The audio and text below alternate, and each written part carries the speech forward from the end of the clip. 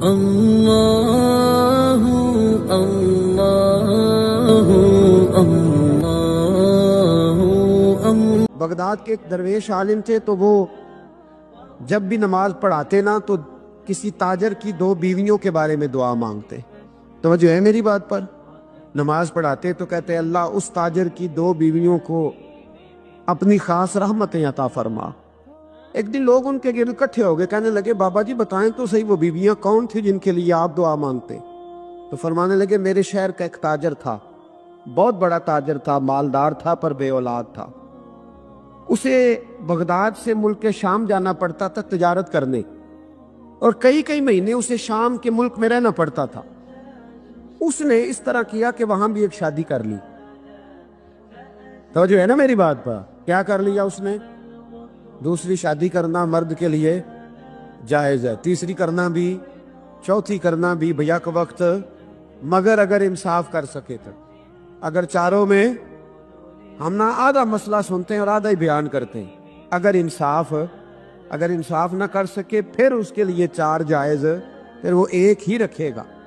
تو عزیز دوست، دوسرا نکاح کر لیا، شادی ہو گئی، اب وہ وہاں کچھ زیادہ وقت گزارنے لگا، مالدار آدمی تھا، بیوی کو مکان بھی لے کے دے دیا۔ اب وہ دیر سے آتا واپس، اور جب آتا بھی تو اس کے وہ والے انداز نہ ہوتے جو پہلے ہوا کرتے تھے۔ اب بیوی سے بڑا جاسوس بھی کوئی نہیں ہوتا، اس کو تو پہلے پتہ چل جاتا ہے کہ ماجرا کیا ہے، اسے بڑی خبر ہوتی ہے۔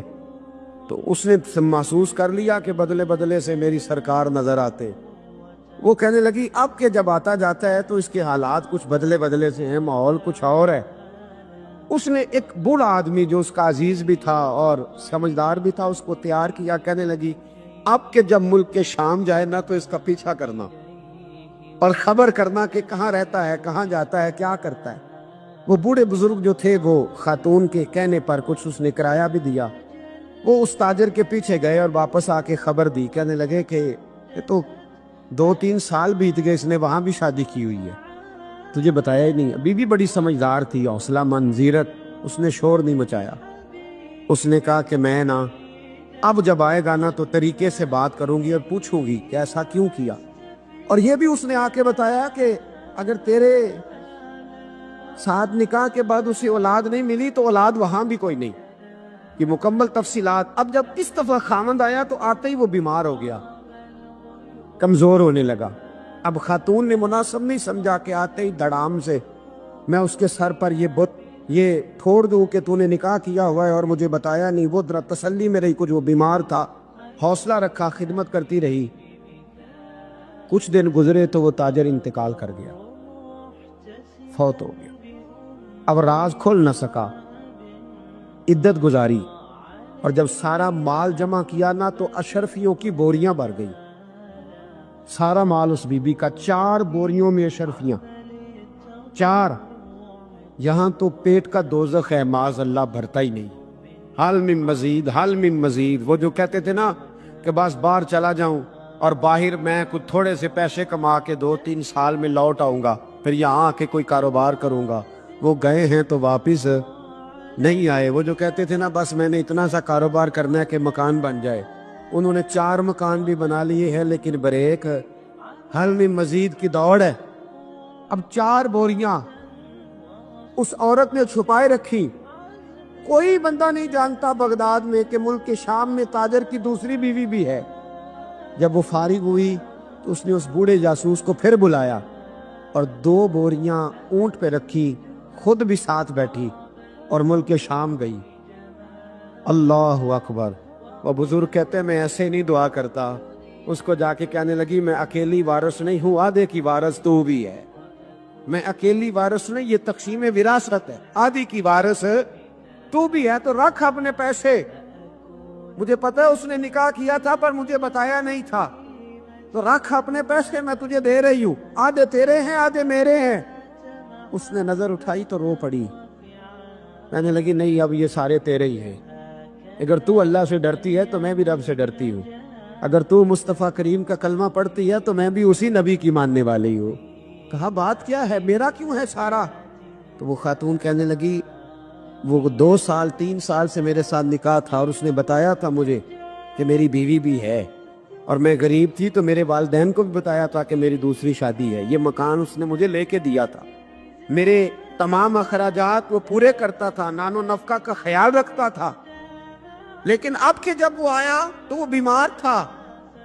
اس نے مجھے بتایا کہ مجھے طبیب نے بتایا ہے کہ میں شدید بیمار ہوں, شاید بچ نہ سکوں. تو کہنے لگی وہ مجھے کئی لاکھ روپے بھی دے گیا اور جاتے دفعہ مجھے طلاق بھی دے گیا, فارغ کر گیا. کہنے لگا تو جہاں چاہے میرے بعد نکاح کر سکتی ہے. اور کہنے لگا میں چاہتا تھا پہلی بیوی کو بتا دوں, موقع نہیں بنا اور اس کا دل نہ ٹوٹے, بتا نہیں پایا. لہذا وہ مجھے ڈھیر سارے پیسے دے چکا ہے, سارا میرا حصہ مجھے پہلے سے دے چکا ہے. میری بہن اب یہ 4 بوریوں میں سے 2 میری نہیں بلکہ 4 کی 4 ہی تیری ہے, تو ہی اس کی حقدار ہے. تو بزرگ کہتے ہیں مجھے بتاؤ جن کے اندر اس قسم کے تقوی کی جھلک ہو ان کے لیے ہر نماز کے بعد دعا مانگنی چاہیے کہ نہیں مانگنی چاہیے؟ حضرت عمر کے زمانے میں نا ایک نوجوان تھا, نیک تھا, مسجد جایا کرتا تھا رات کو. تو مسجد جا رہا تھا تو رستے میں ایک عورت نے دعوت گناہ دی. ابن عساکر نے اس کو لکھا ہے. تو نوجوان تھا, خواہشات تھی, کچھ طبیعت مائل ہو گئی. ابھی ادھر جا ہی رہا تھا کہ کسی نے آیت پڑھ دی, والی من خاف مقام ربی جنتان, جو رب کے سامنے کھڑے ہونے سے ڈرے گا اللہ 2 جنتیں دے گا. واقعی ڈر گیا, وہ واقعی ڈر گیا. اتنا ڈرا کہ بے ہوش ہو کے گر پڑا. بیماری سے لوگ بے ہوش ہوتے ہیں, پیسے ڈوب گئے بے ہوش ہوتے ہیں, بچے کے غم میں بے ہوش ہوتے ہیں. سچ بتاؤ کبھی خوف خدا سے بھی بے ہوش ہوتا کوئی دیکھا ہے؟ ہمارے ہاں تو روز مرہ ہی نہیں ہے بھائی. اور بڑی باتیں ہیں بے ہوش ہونے کی, ڈرنے کی, غش کھانے کی. بے ہوش ہو کے گر پڑا. بوڑھے باپ کو کسی نے بتایا بچہ بے ہوش پڑا ہے, اٹھا کے گھر لائے. گھر لا کے کہا بیٹا کیا ہوا؟ نوجوان ہے, چڑھتی جوانی ہے, پر پاکیزہ بڑی ہے. کہنے لگا ابا جی گناہ کی طرف چلا گیا تھا, پر میں نے آیت سن لی جو اللہ کے سامنے کھڑے ہونے سے ڈرے گا رب 2 جنتیں دے گا. میں ڈر گیا تھا, رب واقعی 2 جنتیں دے گا. باپ رو پڑے, ابا جی کی آنکھوں میں آنسو آئے اور کہا پتر اللہ بڑا مہربان ہے, اس کے وعدے سچے ہیں, واقعی 2 جنتیں دے گا. اس نے پھر ایک چیخ ماری اور اس طرح کی ماری کہ اس کی روح ہی پرواز کر گئی. روح ہی پرواز کر. کشتگان نے خنجر تسلیم را, عشق کی خنجر سے قتل ہو گئے لوگ.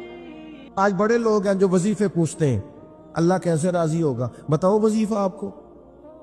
امام غزالی لکھتے ہیں کہ حضرت موسیٰ کلیم علیہ السلام نے اللہ کے حضور عرض کیا مالک میری قوم پوچھتی ہے تو کیسے راضی ہوگا, ہم تجھے راضی کرنا چاہتے ہیں. تو حضرت موسیٰ علیہ السلام سے رب کریم نے فرمایا ان سے جا کے کہہ دو کہ مجھ سے راضی ہو جائے, میں بھی ان سے راضی ہو جاؤں. یہ اپنے رب سے راضی رہیں, جو رب ان کے لیے فیصلہ کرے. وہ حضرت سفیان ثوری دعا مانگ رہے تھے نا, یا اللہ راضی ہو جا, یا اللہ راضی ہو جا, یا اللہ راضی ہو جا. تو حضرت رابعہ بصریہ رحمۃ اللہ علیہ بھی پردے کے پیچھے بیٹھی تھی. تو جب انہوں نے بہت زیادہ اس دعا پر اصرار کیا نا, یا اللہ راضی ہو جا, تو پردے کے پیچھے سے بول پڑی, کہنے لگی سفیان اب کچھ اور نہ مانگے, اللہ سے آگے نہ چلے. جناب سفیان کہنے لگے میں دعا ہی کر رہا ہوں کہ یا اللہ تو راضی ہو جا. تو فرمانے لگی پہلے اپنے دل پہ ہاتھ رکھ کے بتائیں آپ اللہ سے راضی ہیں؟ حضرت عباس ایک دن عرض کرنے لگے یا رسول اللہ صلی اللہ علیہ وسلم میں تو آپ کی نبوت کی نشانیوں کا بڑا پرانا قائل ہوں. محبوب نے فرمایا چچا کس طرح؟ تو عرض کرنے لگے یا رسول اللہ آپ پنگوڑے میں تھے, آپ جدھر جدھر انگلی کا اشارہ کرتے تھے چاند بھی ادھر ادھر ہی چلتا چلا جاتا تھا. چاند جھک جاتا جدھر انگلی اٹھاتے مہد میں, کیا اشاروں پر چلتا تھا کھلونا نور کا. نبی پاک صلی اللہ تعالی علیہ وسلم سے عرض کرنے لگے میں تو اس دن کا قائل ہوں, بدر میں زبردستی لائے گئے تھے دباؤ ڈال کے, اور حضور نے یہاں صحابہ سے کہا تھا میرے چچا کو کچھ نہ کہنا, ان کو تو زبردستی لایا گیا. نبی پاک علیہ الصلوۃ والسلام کا پیار, اور جب یہ آئے نا تو حضور نے فرمایا اب آئے ہو تو فدیہ بھی دو. انہوں نے بھی عذرائے محبت کہا کہ کہاں سے دو, تو حضور نے بھی عذرائے محبت فرمایا کہ وہ جو آتی دفعہ میری چچی کو پیسے دے کے آئے تھے. کہ آ گیا تو استعمال کر لوں گا ورنہ تم یہ کام کر لینا. تو حضرت عباس تو سن کے کانپنے لگے, کہنے لگے وہ تو مجھے اور میری بیوی کے علاوہ کسی کو پتہ ہی نہیں. یہ سن کر حضرت عباس پر راشا ہوا طاری کہ پیغمبر تو رکھتا ہے دلوں کی بھی خبرداری. خیال آیا مسلمان نیک و بد پہچان جاتے ہیں, محمد آدمی کے دل کی باتیں جان جاتے ہیں. صلی اللہ تعالی علیہ وآلہ وبارک وسلم. تو حضرت عباس رضی اللہ تعالیٰ عنہ اس خوبصورتی کے ساتھ نبی پاک صلی اللہ علیہ وسلم کے ساتھ وابستہ. زمانہ جاہلیت میں بھی کچھ لوگ بڑی عزت کی نگاہ سے دیکھے جاتے تھے. کچھ لوگ اس دور میں بھی لکھنا پڑھنا جانتے تھے, ان میں حضرت عباس کا شمار ہوتا تھا. بڑی عزت کی نگاہ سے دیکھے جاتے, اور پھر اللہ تعالیٰ نے انہیں اعزاز عطا کیا. بڑے خوش قسمت لوگ ہوتے ہیں جن کے ذمہ مسجد لگتی ہے. بڑے خوش قسمت, بڑے خوش نصیب وہ لوگ ہوتے ہیں جن کی ڈیوٹی لگتی ہے رب کے گھر میں جھاڑو دینے کی. وہ اپنے نصیبوں پہ رشک کریں. جن کی ذمہ داری لگتی ہے, جن کے ہاتھ میں کنجی ہوتی ہے, وہ کبھی دروازہ کھولتے ہیں اللہ کے گھر کا, کبھی بند کرتے ہیں, کبھی. یہ سعادتیں محنت سے نہیں ملتی, خدا کے فضل سے ملتی. انہیں بھی عاجزی کرنی چاہیے, اور ہمیں بھی ان لوگوں کو رشک کی نظر سے دیکھنا چاہیے, رشک کی نظر سے جو یہ والی خدمات سر انجام دیتے ہیں. بڑی پرانی بات ہے, ہم ایک جگہ پہ بیٹھے ہوئے تھے طلباء, ہمارے استاد بھی تھے, تو ایک صاحب آگے کہنے لگے تسی مسیح ہو. ہمارے استاد سے فرمانے لگے الحمدللہ الحمدللہ, فرمانے لگے اللہ کے فضل سے, اس کے کرم سے. اس کے ساتھ یہ بھی شامل کر لیں, این سعادت بزور بازو نیز. یہ سعادتیں بازو کی طاقت سے ملتی ہیں, یہ تو تب ملتی ہیں جب خدا فضل فرماتا ہے. حضرت عباس کو یہ اعزاز ملا کہ ان کے والد جناب حضرت عبد المطلب رضی اللہ تعالیٰ عنہ کعبے کی دیکھ بھال کرتے, آب زمزم کا بندوبست کرتے, زائرین کو آسانیاں دیتے. ان کے بعد یہ خدمت حضرت عباس کے حصے میں آئی. حضرت عباس ڈیوٹی کرتے, روب بڑا تھا, قد بڑا تھا. کبھی بولتے تھے نا رات کو پہاڑی پہ چڑھ کے, تو 8 میل تک آواز سنائی دیتی تھی. یہ جو ایڈمنسٹریٹر ہوتا ہے نا, اسے بعضوں کا سخت فیصلے بھی کرنے پڑتے ہیں. اس نے کسی چیز کا انتظام کرنا ہوتا ہے نا, اس نے سخت فیصلے بھی, یعنی ڈاکٹر کے پاس لوگ علاج کرانے جاتے ہیں, پر کبھی کبھی اسے آپریشن بھی کرنا پڑتا ہے. کبھی کبھی وہ مناسب سمجھتا ہے تو کوئی انگلی کاٹ بھی دیتا ہے. اب یہ اس کا ظلم نہیں ہے, یہ باقی ساری ذمہ داری ہے اس کی. اس نے انصاف کیا, جڑی بوٹی کاٹے تو اصل فصل کا بھلا ہوتا ہے. بات کی سمجھ آ رہی ہے؟ اس لیے جو ایڈمنسٹریٹر ہوتا ہے نا بندوبست, اس سے لوگوں کو شکوے بھی ہوتے ہیں. دیکھو جی فلانے سے کو چھٹی دے دی, فلانے سے معذرت, یہ شکوے بھی ہوتے ہیں. لیکن چونکہ وہ ایڈمنسٹریٹر ہے, اس نے نہ چاہتے ہوئے بھی کچھ سخت فیصلے کرنے ہوتے ہیں. حضرت عباس کا روب تھا, کسی کی طاقت نہیں تھی حرم شریف میں کوئی بات بھی کر سکے. نہ کوئی غیبت کر سکتا تھا, نہ کوئی غلط جملہ نکالتا تھا. یہ حضرت عباس کا روب تھا. فرماتے تھے یہ رب کا گھر ہے, اس کا ادب کرنا پڑے گا. اللہ تعالیٰ نے انہیں اعزاز دیا, شان دی. نبی پاک صاحب الالاق سید عالم صلی اللہ علیہ وسلم ان سے محبت فرماتے. ایک دن حضور نے فرمایا, امام سیوطی نے بھی اس کو لکھا ہے اور امام طبرانی نے بھی. ایک دن حضور نے فرمایا چچا کل گھر رہنا, میں آپ کے گھر آؤں گا. اور یار سارا زمانہ منت کرے کہ لنگ کئی مہینے تے برس گئے تے تیری دید نو تیدے ترس گئے. لوگ منت کرے, اور یہاں حضور خود فرمائے چچا میں آؤں گا کل تمہارے گھر. نرخ بازار محبت کا انوکھا ہی ہو گیا. نبی کریم صلی اللہ تعالی علیہ وسلم نے فرمایا چچا کل گھر رہنا, میں آؤں گا. چاشت کی نماز کے بعد محبوب ان کے گھر گئے. اتنا پیار ہے چچا سے, اتنی محبت ہے نبی پاک کو. اپنے اس قریبی سے تشریف لے گئے, اور پھر ان کو سارے خاندان سے کہا ایک جگہ اکٹھے ہو جاؤ. جب وہ اکٹھے ہو گئے تو اپنی مقدس چادر اوپر ڈال دی سب کے, اور پھر ہاتھ اٹھا کے کہا اللہ یہ میرے چچا ہے, میرے والد کی جگہ ہے. یا اللہ یہ میرا خاندان ہے. مالک جس طرح میں نے انہیں اپنی چادر میں چھپا لیا ہے, تو بھی رحمت میں چھپا لینا اور دوزخ سے ہمیشہ کے لیے دور فرما دینا. نبی پاک صلی اللہ علیہ وسلم نے پیار کیا. میرا یہ تجربہ ہے, بھتیجے بڑے پیارے لگتے اور بھتیجوں کو بھی چچا پیارا, لیکن وہ چونکہ برابر کا شریک ہوتا ہے نا ابا جائیداد میں چچا کے ساتھ, تو پھر تھوڑی بہت ہلکی ہلکی رنجشیں بھی. میں اکثر کہتا ہوں کہ بندہ اپنے بچوں کے سامنے بھائی کی غلطیاں بیان کر لیتا ہے نا پہلے, کبھی غصہ آتا ہے پھر وہ ساری باتیں کر بیٹھتا ہے, لیکن اندر سے نا وہ بھتیجے برے لگتے نہیں. اپنے بچوں سے ڈرتے ڈرتے باتیں کرتا ہے. میں ویسے بچے کہہ رہا ہوں, آپ نے کچھ اور بھی سمجھنا ہوا تو سمجھ لیجئے گا. میں ویسے بچے کہہ رہا ہوں کہ وہ ڈرتا ڈرتا باتیں بھائیوں کی کرتا ہے, لیکن بہرحال وہ پیارے ہوتے ہیں. میں نے دیکھا ہے ہمارے والد صاحب کبھی چچاؤں کو ضرورت پڑ گئی, کوئی ضرورت, تو اب وہ بات بلا کس طرح کرتے, وہ میرے کو نہ پھر 2 لاکھ مانگ لیا ہے, میں نہیں انہیں دے سکتا, انی نہیں میری مل پہ لاکھ کو دیاں گا پتر کنے کوئی دا پیچھے.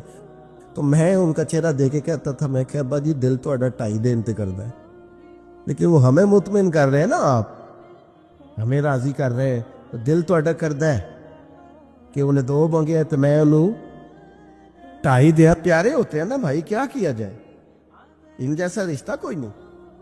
لیکن وہ بندہ باتیں کر بیٹھتا ہے تو تھوڑا بہت پھر وہ نا اپنے بچوں کو مطمئن کرنے کے لیے, وہ بھی میں نے بھائی دیکھے ہیں جو دروازوں پہ کھڑے ہو کے بھائیوں کو دیکھتے ہیں, الماریوں سے دیکھتا ہے, ایسے قد اونچا ہوتا ہے میرا بھائی فلانی جگہ کامیاب ہو گیا, یہ ہوتا ہے, کیا کیا جائے. تو حضرت عباس رضی اللہ تعالیٰ عنہ کا حضور سے پیار اور نبی کریم کا اپنے چچا سے پیار, یہ کوئی انفرادی سا رنگ ہے, انفرادی سا. اور پھر چچی کا پیار. ایک دفعہ حضرت ام فضل نے نا لاٹھ لے کے ڈنڈا لے کے مارا ابو لہب کو, اس نے کو بات ایسی کر دی تھی تو چچی نے مارا. یعنی چچی کا حضور سے بڑا پیار. میں کبھی کہتا ہوں کہ آپ کو یہ ساری باتیں مجھے اور آپ کو پتہ چل جائے نا, صرف پتہ ہی چل جائے, ان سے اتنی روشنی ملے گی کہ ہمارے گھروں تک نور آئے گا, ہماری گھریلو زندگیاں سکون میں آ جائیں گی اگر ان لوگوں کے حالات ہم تک آ جائیں. نبی پاک صلی اللہ تعالی علیہ وآلہ وسلم اتنی محبت کرتے. 3 چیزیں بڑی زیادہ تھی حضرت عباس کے اندر, خود حضور نے بیان فرمایا. ایک تو عباس سخی بڑے, اور یہ یاد رکھیے گا بخاری میں پورا باب ہے کہ بندہ جیب کا سخی نہیں ہوتا, سخی بندہ دل کا ہوتا ہے. حضرت عباس سخی بڑے تھے, صلہ رحمی کرنے والے بڑے تھے, رشتہ داروں سے اچھا سلوک کرنے کی کوشش کرتے تھے, بہترین. تیسری بات یہ تھی کہ غلام آزاد کراتے تھے. اس کا اگر آج آپ اپنی زبان میں ترجمہ کریں تو جو لوگ مقروض نہیں ہو جاتے, جب تک بندے کی جیب میں پیسے ہوتے ہیں تو رشتہ دار بھی پہنچتے ہیں, دوست بھی پہنچتے ہیں, لنگر بھی چلتے ہیں, چندوں والے بھی پہنچتے ہیں. مسجد بنانی ہے, مدرسہ بنانا ہے, قبرستان کا مسئلہ ہے, گلی بنانی, سارے پہنچتے ہیں. اور اگر قرضہ چڑھ جائے تو پھر ادھر ادھر بیٹھ کے باتیں کرتے ہیں, کہتے ہیں اس نے دھوکے کیے, اس نے فراڈ کیے, اس نے فلان کیے. او خدا کے بندو, قرضہ تو چڑھ ہی جاتا ہے, اور اگر قرضہ ولیوں پہ رہا, صحابہ پہ رہا, انبیاء پہ رہا, یہ کوئی اس طرح کا مسئلہ ہے کہ آپ جس بندے کو جس اینگل سے بھی دیکھیں اس پر. میں رات دوستوں سے کہہ رہا تھا کہ ایک بندہ مصیبت میں اور دوسرا اسے دیکھ کے خوشی کا اظہار کر رہا ہے. معاذ اللہ, ایک بندہ مشکل میں ہے, نبی پاک صلی اللہ علیہ وسلم نے فرمایا کسی کو مصیبت میں دیکھ کے خوشی کا اظہار نہ کرنا, ورنہ اس پہ اللہ رحمت کر دے گا اور تمہیں اس میں مبتلا کر دے گا. ہم تو الٹا کہانیاں بناتے ہیں, تنقید کرتے ہیں, بندہ الجھ جائے تو طنز کرتے ہیں. باغاں اندر ہریل توتا تے نمیاں نمیاں روے, تے آکھے باغاں والے پتھر نہ مارو متے کوئی پردیسی ہوئے. پہلے ایک آدمی تکلیف میں, او تاڑی مار اڑانا باہو اسی تے گئی اڈن آ رہے, پہلے دکھ میں ہے اور تو اور تکلیف دے رہا ہے. اس لیے عزیزو یہ جو انداز ہے یہ ٹھیک نہیں ہے.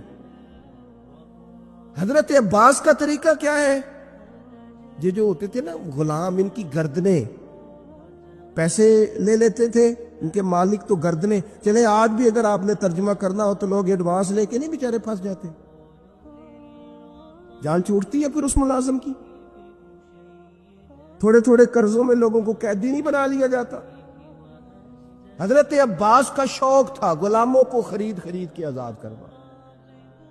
کہتے تھے اللہ کے بندے آزادی سے زندگی گزارے تو میرا دل ٹھنڈا ہوتا ہے.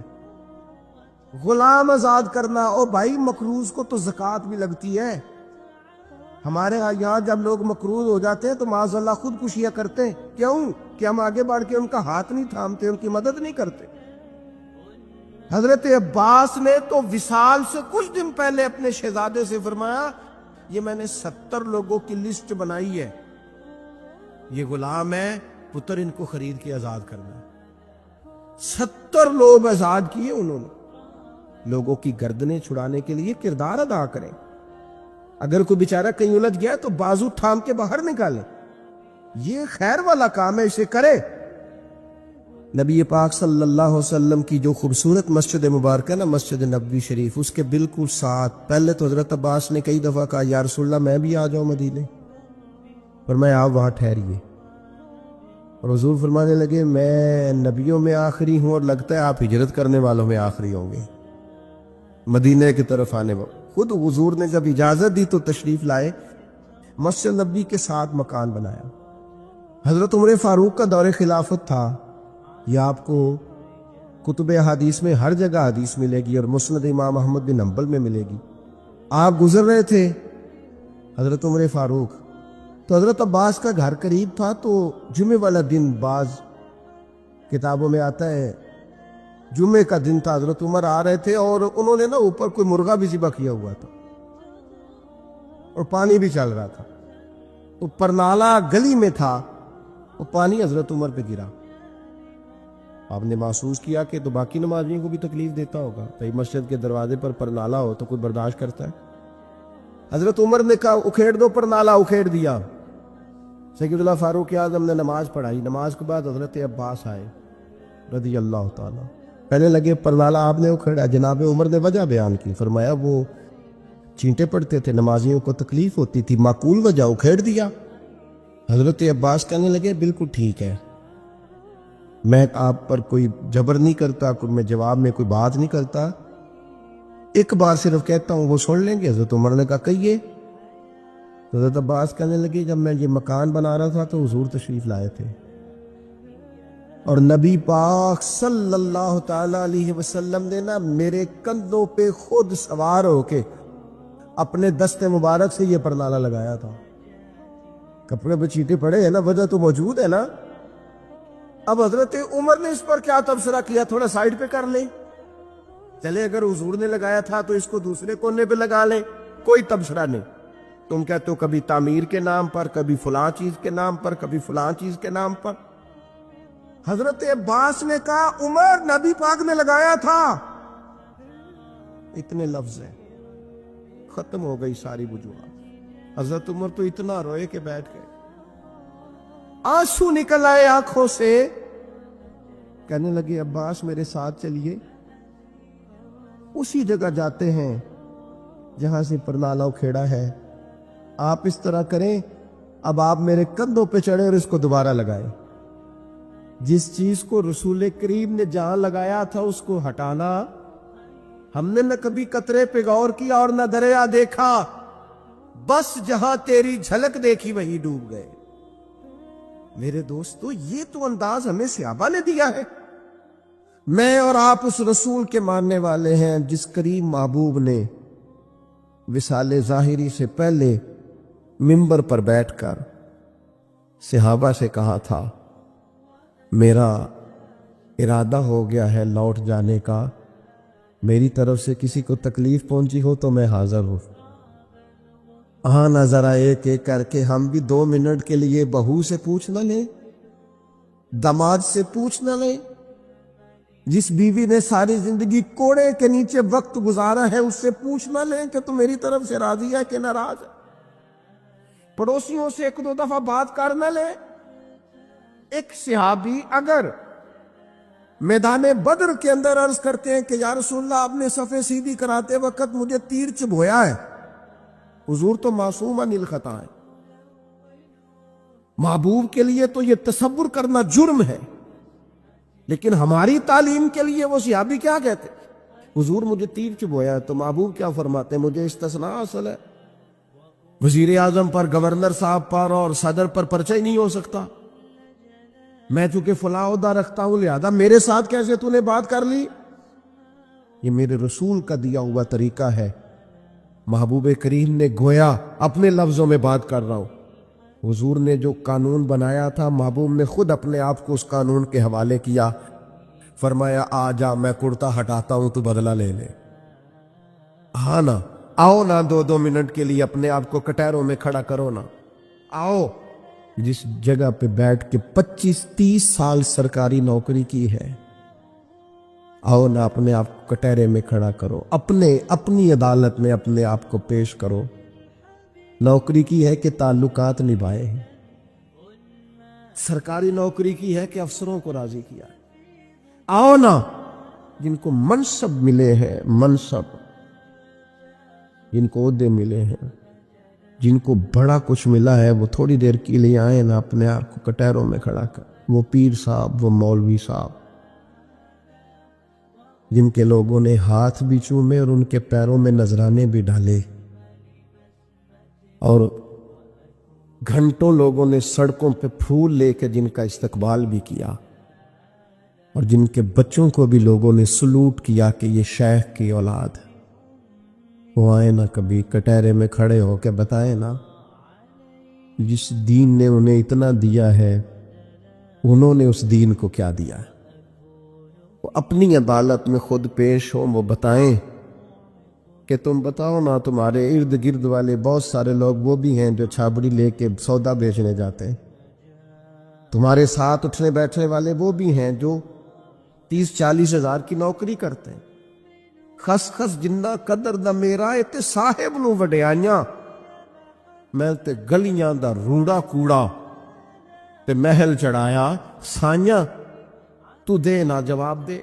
लेकिन हक बात की जरूरत ही नहीं, मिजाज ही नहीं, तय कर लिया है कि हक नहीं कहना, सिर्फ ग्रुप बंदी करनी है, सिर्फ मिजाज ये बना लिया है कि मैं किसी को नाराज नहीं करना चाहता, हो जाए सारी दुनिया नाराज होती है, बस ये सोच के रात सो जाना सारे नाराज हो जाए तो काम चल जाएगा, कहीं अल्लाह रसूल ना नाराज हो जाए, ये सोच के सोया करो। हमारा हजरत सफिया रदी अल्लाह ताला अन्हा उम्मुल मोमिनीन है। आपका चूंकि एक यहूदियों की फैमिली से ताल्लुक था, फरमाते मेरे वालिद और मेरे चचा मुझसे बड़ा प्यार करते थे, मेरी तरफ बड़ी तवज्जो रखते थे, तो मैं जिस दिन हुजूर मस्जिद कुबा के करीब तशरीफ लाए तो मेरे चचा और वालिद हुजूर से मिल के आए, तो उनकी कैफियत इतनी बदली हुई थी, अंदाज इतना बदला हुआ था कि मैं उनसे मिलने गई तो उन्होंने तवज्जो ही नहीं की। मैं दरवाजे तक उनके इस्तकबाल को गई, उन्होंने तवज्जो कोई नहीं की, बड़े अजीब से परेशान थे। पानी पूछा तो उन्होंने उस पर भी कोई बात ना की। एक दूसरे से वो कलाम करने लगे वालिद और चचा, तो मेरे चचा वालिद से पूछते हैं कि वो जो तौरात में हमने निशानियां पढ़ी थी ये वही नबी हैं? तो मेरे वालिद कहने लगे हरफ हरफ सच्चा है, ये वही पैगंबर है। तो मेरे चचा कहने लगे फिर ख्याल क्या है आपका, करना क्या है? तो कहने लगे मैं जब तक जिंदा रहूंगा माज़अल्लाह इनकी मुखालफत करता रहूंगा। हक पहुंच गया है, इत्तिला आ गई है, इंशराह सदर हो गया है, दिल गवाही दे रहा है सच्चे रसूल। हजरत सफिया रदी अल्लाह ताला अन्हा उम्मुल मोमिनीन फरमाती हैं, कहने लगे ये वही रसूल हैं, एक एक बात सच्ची है, एक एक हरफ सच्चा है, एक एक कौल सच्चा है, इनकी तो अदाएं भी वही हैं जो तौरात ज़बूर इंजील में लिखी हैं, लेकिन मैं सारी जिंदगी मुखालफत करूंगा। हमने गौर करना है, यहूदियों वाली ये आदत कहीं मुसलमानों में तो सरायत नहीं कर गई, जिसका हमें पूरा पता चल जाता है ये हक है, हम उसके भी मुखालिफ हैं। जिस बात के बारे में इंशराह सदर हो जाता है, दिल गवाही देता है कि बात बिल्कुल ठीक है, उसको भी कबूल नहीं करते।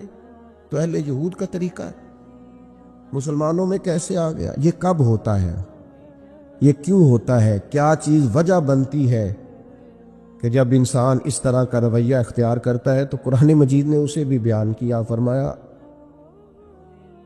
ارأیت من اتخذ الہہ ہواہ، کیا آپ نے اس شخص کو دیکھا ہے جس نے اپنے نفس کی خواہش کو ہی اپنا خدا بنا لیا؟ ارأیت، کیا آپ نے دیکھا ہے من اتخذ الہہ ہواہ، اس شخص کو دیکھا ہے جس نے خواہش نفس کو ہی خدا مان لیا؟ نبی پاک صلی اللہ تعالی علیہ وسلم نے ارشاد فرمایا آسمان کے سائے کے نیچے اللہ کے سوا پوجے جانے والے معبودوں میں سے سب سے سنگین اللہ کے نزدیک وہ معبود ہے جو لوگ اپنے نفس کی خواہش کو معبود بنا کے پوجتے ہیں۔ رب کہتا ہے انہوں نے اللہ کے مقابلے میں معبود بنا لیا، کس کو؟ نفس کی خواہش کو۔ ایک طرف اللہ کا حکم ہے، ایک طرف نفس کی خواہش ہے، چلتے کس طرف ہیں؟ رب کہتے ہیں انہوں نے نفس کی خواہش کو اپنا معبود بنا لیا، اللہ کا حکم نہیں مانتے۔ میں آپ سے ایک بات پوچھتا ہوں، جنازے کو بھی نماز ہی کہتے ہو نا؟ اس کا پورا نام کیا ہے؟ کو بھی نماز ہے اور فجر والی بھی نماز ہے۔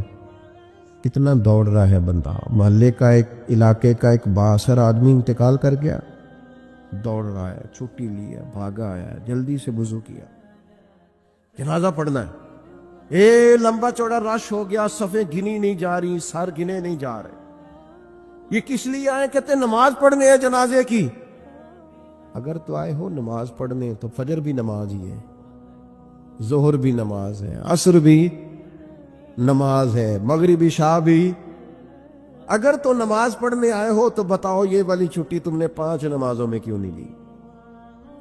اگر تو آئے ہو نماز پڑھنے تو پھر بتلاؤ یہ والا اہتمام فجر میں کیوں نہیں ہوا؟ یہ تم نماز پڑھنے نہیں آئے، یہ ہم اللہ کے حضور حاضری دینے نہیں آئے۔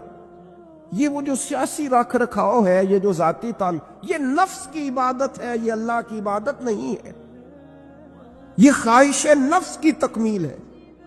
یہ رب کی عبادت، یہ تو اپنے خواہش کے پیچھے دوڑے آئے ہو۔ مجھے بتلاؤ نا۔ وہ ایک شاعر تھے، انہوں نے بات تو بڑی غلط کی، لیکن چلو بعض اوقات نصیحت کے لیے کچھ باتوں کو دہرا دینا چاہیے۔ پاکستان کے ایک معروف شاعر تھے، ان سے کسی نے کہا کہ آپ مسلمان ہیں؟ کہنے لگا آدھا مسلمان ہوں آدھا کافر ہوں۔ تو کس طرح؟ کہنے لگا اسلام کے اندر خنزیر بھی حرام ہے اور شراب بھی حرام ہے، لیکن میں خنزیر نہیں کھاتا، شراب پی لیتا ہوں، معاذ اللہ ثم معاذ۔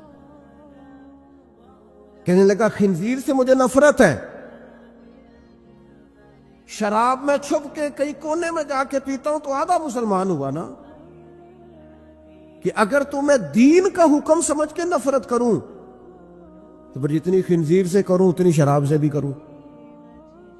تو کسی نے اس پر تنقید کرنی چاہیے تو اس نے کہا ٹھہر جا ذرا سن، جس طرح شراب حرام ہے، جس طرح جوا حرام ہے، جس طرح خنزیر حرام ہے، ملاوٹ بھی تو اسی طرح ہی حرام ہے، حرام مال بھی تو اسی طرح ہی حرام ہے۔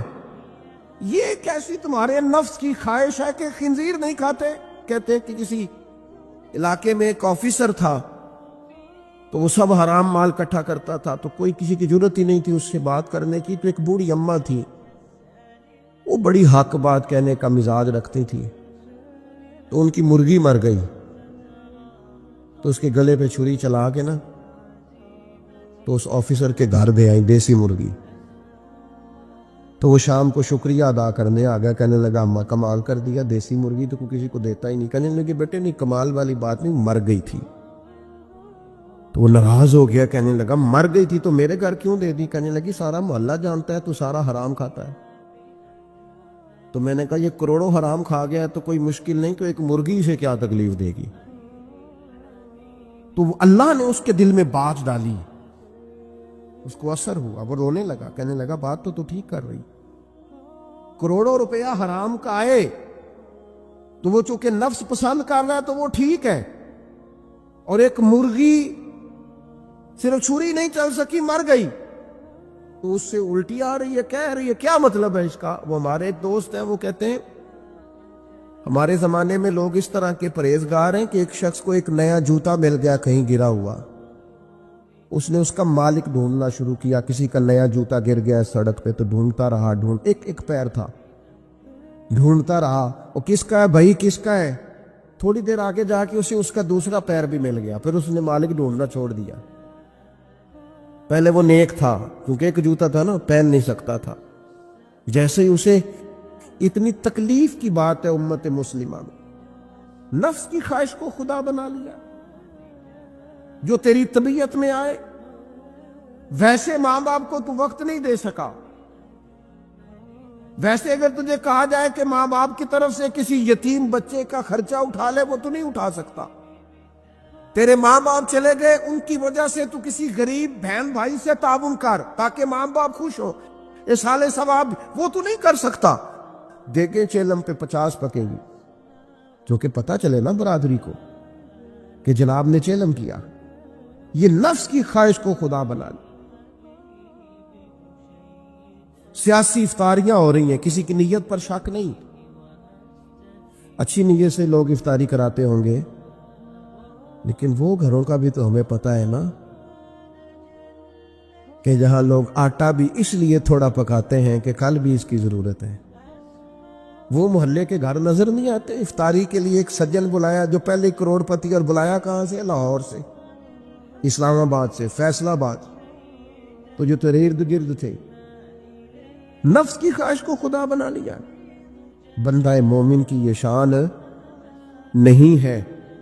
جب اللہ تعالیٰ نے حضرت ابراہیم علیہ السلام کو بہت سارے اونٹ دیے، بہت ساری بکریاں دی، بہت ساری گائیں دی، اور ساتھ کہا واتخذ اللہ ابراہیم خلیلا، ہم نے ابراہیم کو دوست بنایا ہے، تو فرشتے کہنے لگے یا اللہ جسے اتنا کچھ دے اس نے دوست تو بننا ہی ہوتا ہے۔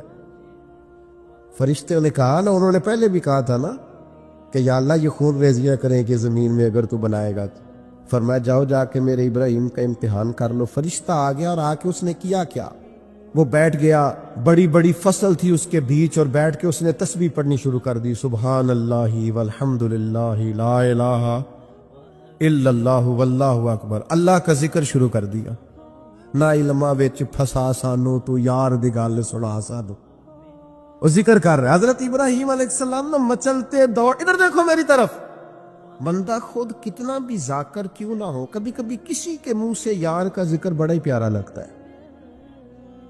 میں نے ایک محفل میں حاضر تھا تو نعت کا نعت پڑھ رہا تھا، تیری نسبت نے سوارا میرا انداز حیات، میں اگر تیرا نہ ہوتا سگے دنیا ہوتا، سگ کا معنی کتا، اگر تیرا نہ ہوتا تو دنیا کا کتا ہوتا، میں بھی کہیں مال کمانا ہوتا، میں بھی کہیں چکر میں پڑا ہوتا، تیری نسبت نے سوارا میرا انداز حیات، میں اگر تیرا نہ ہوتا تو کوئی سگے دنیا ہوتا۔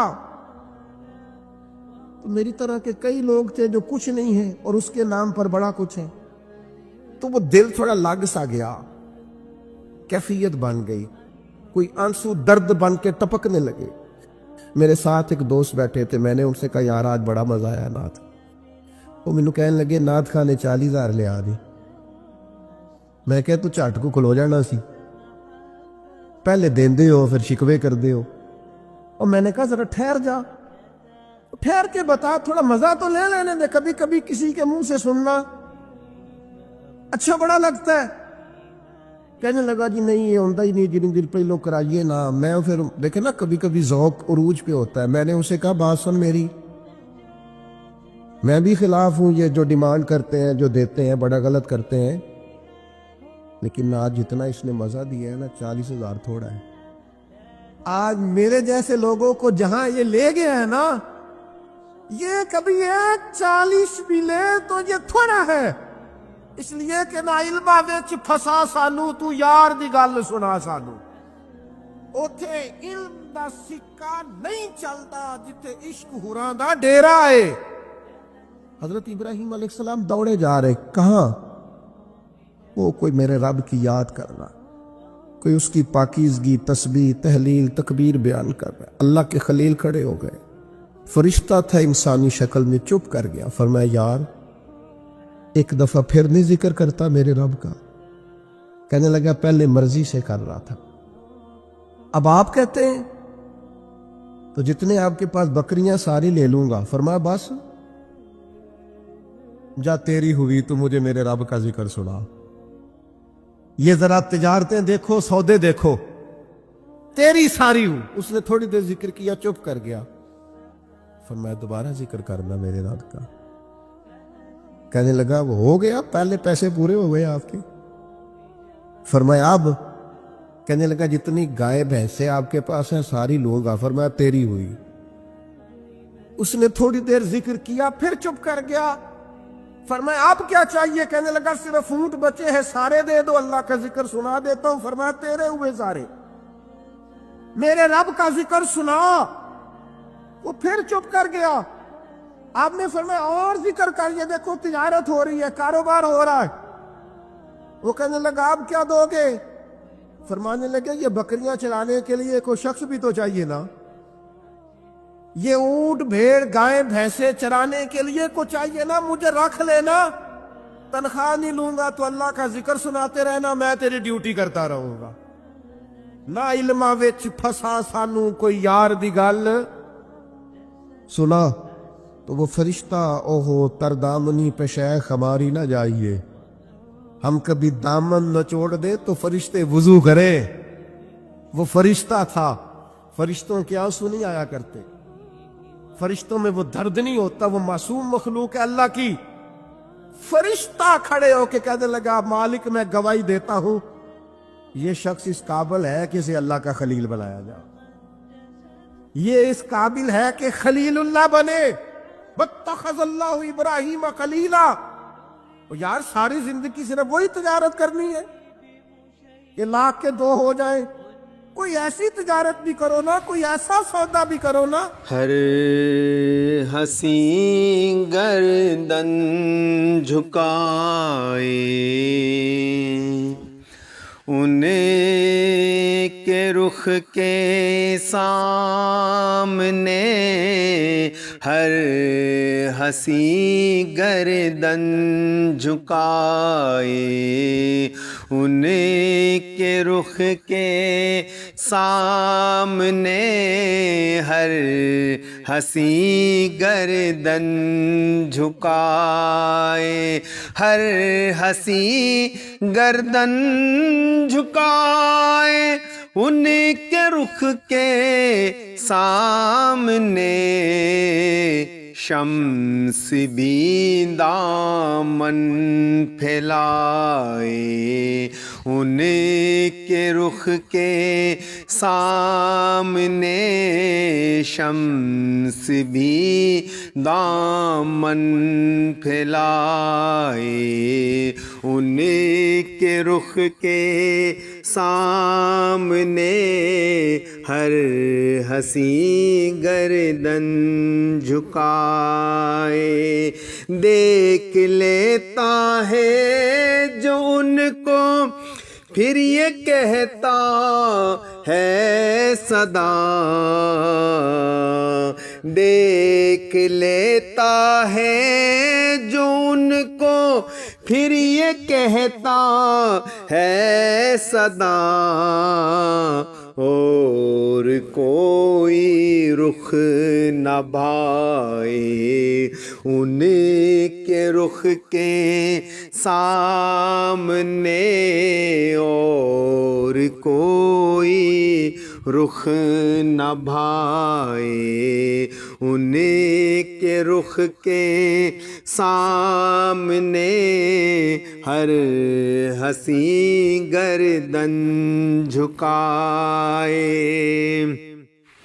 اور اشک آتا ہے مقدر پہ مجھے حسان کے، رشک آتا ہے مقدر پہ مجھے حسان کے، رخ کی باتیں بھی سنائے، انہیں کے رخ کے سامنے رخ کی باتیں بھی سنائے، انہیں کے رخ کے سامنے ہر ہنسی گردن جھکائے۔ حسن یوسف حسن احمد ہی فقط خیرات ہے، حسن یوسف حسن احمد ہی فقط خیرات ہے، کیسے اپنے رخ کو لائے، انہیں کے رخ کے سامنے کیسے اپنے رخ کو لائے، انہیں کے رخ کے سامنے ہر ہنسی گردن جھکائے۔ دید محبوب خدا ہے میرے کرموں کا علاج،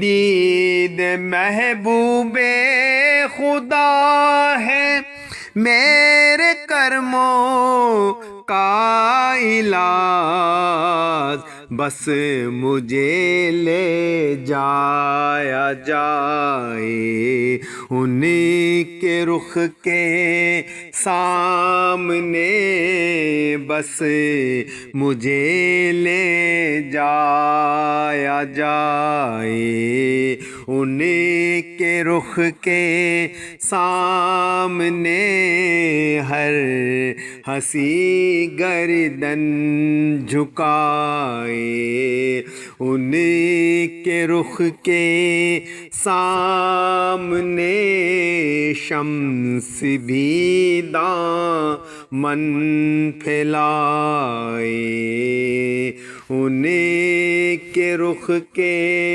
سامنے۔ السلام علیکم دوستو آپ کو اگر ہماری ویڈیو پسند آئی ہے تو پلیز لائک کر دیجئے، چینل کو سبسکرائب کر دیجئے اور ساتھ لگے بیل آئیکن بٹن بھی دبا دیجئے تاکہ آنے والی ہر ویڈیو آپ کو مل سکے اور آپ اس سے مستفید ہو سکیں۔ دوستو نبی پاک علیہ الصلوۃ والسلام نے فرمایا کہ نیکی پھیلانا صدقہ جاریہ ہے، تو دوستو زیادہ سے زیادہ اس نیکی میں اپنا بھی حصہ ملائیے اور دوستوں رشتہ داروں کے ساتھ اس ویڈیو کو زیادہ سے زیادہ شیئر کیجئے تاکہ وہ بھی اس سے مستفید ہو سکیں۔